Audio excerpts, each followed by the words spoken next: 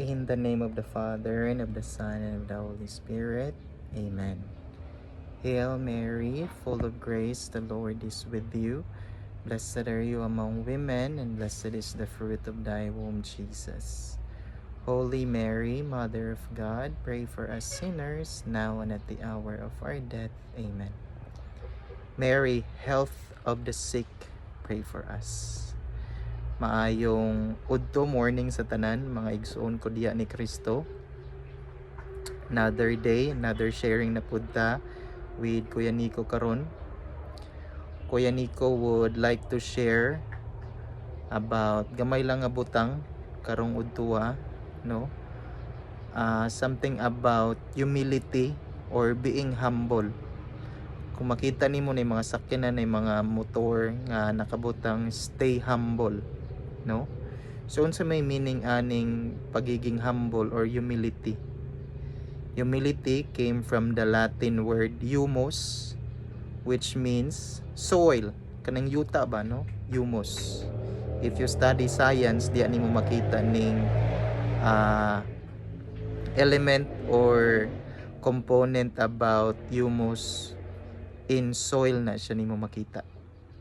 So technically, humility means being staying grounded, no, grounded in reality, in the soil nga unsa pa may gabuhato nato sa yuta ga tumba nato ga apak-apakan, no, balagya apak-apakan ta, tumban-tumban na ta, stay grounded in reality gyapon ta.